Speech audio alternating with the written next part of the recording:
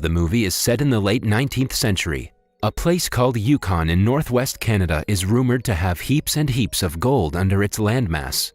Hundreds of people from around the world travel to Yukon in hopes of landing the treasure to themselves.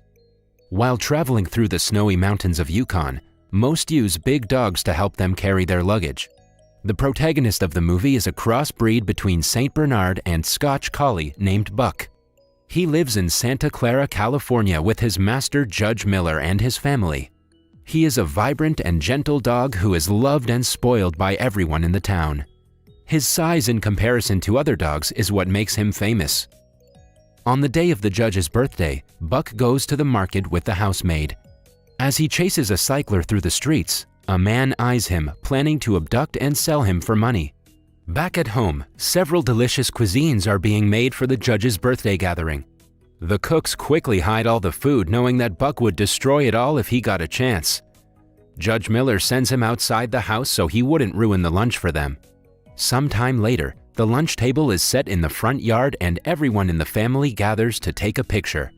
To their dismay, Buck gets to the table before everyone else and ruins the meal. The judge, who has always agreed to all of Buck's wishes, gets very mad at him and leaves him outside the house at night. The stranger from the market calls Buck towards him and captures him inside a box. The man receives money from someone and sends Buck away in a horse cart. He barks and tries to call for his master in the house, but it is of no use. A while later, he is loaded into a train and is taken far away from his hometown. The box is opened the next day by a man. Buck tries to run away, but the man beats him down to the ground. Buck realizes that retaliating will only get him more hurt, so he sits down quietly. Alongside him, there are several other dogs caged. Since the cages aren't big enough for Buck, the man ties him to a pole and goes outside. Buck takes the opportunity to break the rope and free himself. He quickly runs outside, but his happiness is short-lived when he realizes he is aboard a ship. The ship stops when they reach Yukon, Canada. The place is crowded with people looking for the rumored gold. However, none have ever been able to find the treasure. Buck, who has lived in the dry lands of California his whole life, has a hard time walking in the snow. He is mesmerized when it starts to snow. He breaks the rope tied to his neck and runs around the crowded area happily. Unlike his hometown, people here get annoyed when Buck crashes into them. One of the many people who are looking for gold is an old man named John Thornton. Buck accidentally bumps into John, but unlike the others, the man doesn't scold him. Buck sees that he has dropped his harmonica and gives it back to him. John is impressed by Buck's intelligence, but before he can talk to him, Buck's owner takes him away. Following that, Buck is kept for sale alongside other dogs. He is the biggest and the heaviest one of them all. He tries to make friends, but the dogs don't seem to be interested. Then, a French-Canadian mail runner named Perrault buys Buck for a dog sled to deliver mail across the Yukon. He shows Buck to his partner Francois, who comments that he is bigger than the dog they wanted. Buck then meets the rest of the dogs from the sled. They are led by the vicious pack leader, a husky named Spitz.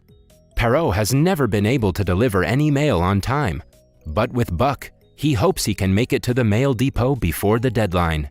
Although the dogs do not understand, Perrault briefs them about the 500-mile-long journey they are about to start. To pull the load, Buck is tied with a collar that he isn't fond of. Finally, the journey begins and the dogs start to run. However, unfamiliar with the snowy way, Buck struggles to move as fast as the others. He somehow gets the hang of it, but is distracted by a rabbit midway. While the sled goes forward, Buck changes his direction and falls off the cliff, taking the entire cart with him. Spitz starts to growl at him for his stupid mistake. Perrault, however, motivates Buck to go along with the pack. At the end of the day, Buck is extremely tired. They finally come to rest in the evening at a camp. Buck doesn't know how a dog sleeps in the snow and is very cold. He pushes Francois outside the tent and cozily sleeps beside his new master, but Francois chases him out again. Right then, he sees a magnificent black wolf. The wolf is his guardian angel who is about to help him throughout the trip. The following day, running gets more difficult for Buck as they reach a slippery land of ice. At night, the dogs are given one fish each for dinner. The leader Spitz threatens a dog and takes away his share. Buck simply hands his fish to the poor dog and walks away. The other dogs witness his kindness and look at him in appreciation. One day, after a long day of working, the dogs are thirsty, but Spitz doesn't let the others drink from the little puddle. Buck breaks a little bit of ice and creates a puddle for the others. They start to respect Buck more than Spitz, which makes him very angry. As time passes, Buck learns how to run in the snow. Because of him, the sled moves faster than ever. One day, they reach a frozen lake that they have to cross. Francois goes to check for the cracks in the lake, but she accidentally falls into one. Perrault runs to save her, but Buck beats him to it. He jumps into the lake and gets to Francois, but is now lost inside it. Just then, the black wolf shows him the way and he manages to get Francois to the top. Perrault loses sight of Buck and gets nervous, but he appears beside him some seconds later. He hugs Buck while Spitz watches them in jealousy. Later at night, Francois, Buck, and Perrault sit around the fire and talk. Francois tells Buck that Perrault's one wish in life is to get the letters to the mail depot in time. She adds that Perrault really believes Buck and that he is the only one who can help fulfill his dream. Spitz watches them talk from afar and lets jealousy get the best of him. Later, he challenges Buck in front of the pack and hits him brutally. Eventually, Buck passes out because of exhaustion. The pack is too scared to stand up to Spitz, but one dog barks at Buck to get up and fight. Buck hears the noise and gets up, determined to fight back. He knocks Spitz down in only a few seconds. The others celebrate Buck's win as Spitz quietly walks away from the pack. When their masters wake up the next day, they find Spitz missing. Without wasting more time, they decide to continue the journey. Buck comes in front of the pack as their new leader, but Perrault wants to make another dog lead. He tries to tie the collar around the dog's neck, but he refuses to do so. The pack has already accepted Buck as their leader, so Perrault quietly ties the collar on him. They continue the trip going faster than ever, but midway, they come across a snowstorm. Perrault asks Buck to change the direction to the left, but Buck sees his guardian on the right side and realizes they have to go right. He doesn't follow Perrault's order and saves everyone from the snow. A while later, they finally reach the mail depot on time.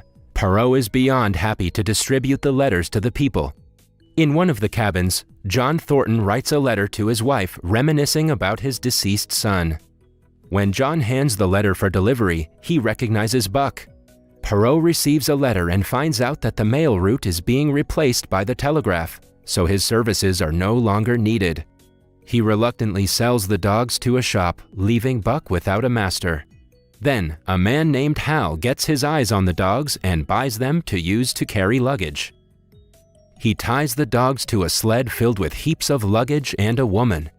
The weight is too much for the dogs to handle, but Hal doesn't want to back down. He asks his brother-in-law Charles to hit the dogs, but John stops them midway. He suggests they don't start the journey because a snowstorm is approaching in a few hours. Hal doesn't take his advice and makes the dogs drag the luggage somehow. They soon get tired and fall to the ground because of the weight, which angers Hal even more. He brings out a gun and gets ready to shoot Buck dead, but John stops him again. An enraged Hal leaves Buck with John and continues the trip with the other dogs. John takes Buck home and takes care of him. When they are at the bar in the evening, Hal attacks John, blaming him for his dogs running away. Buck saves his master and returns home with him.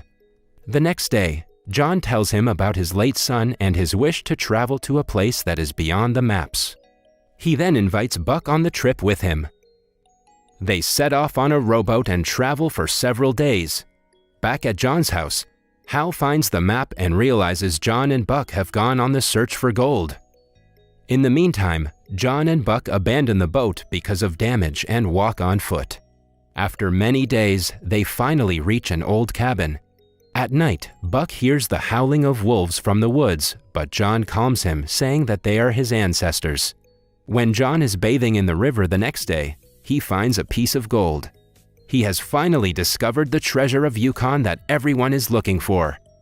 Buck sees a white wolf running towards the woods and decides to follow her. He tries to make friends with her, but she runs away, scared.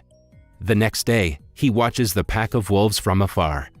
A wolf falls into the river while trying to hunt, but is saved by Buck at the last minute. The pack finally accepts Buck as their own and welcomes him to the group. Buck starts to stay out with them playing and hunting. He has finally found his home, and John sees that too. Seeing Buck with his family, John decides to go back to his own. He explains to the dog that they will now be parting ways. Buck sadly walks away to his pack after saying his last goodbye to John. However, at night, Hal attacks John and sets fire to his cabin. He has come to kill John and take his revenge. As the two struggle, John gets shot in the stomach. Hal is about to shoot him dead when Buck finally comes to his master's aid. He grabs Hal and throws him into the burning cabin, ending him once and for all. He then sits beside a dying John and stays with him as he takes his last breath. The following day, the white wolf comes to fetch him and takes him away into the woods. As time passes, Buck has offspring with the white wolf. He leads the pack and teaches them not to give in to their fears.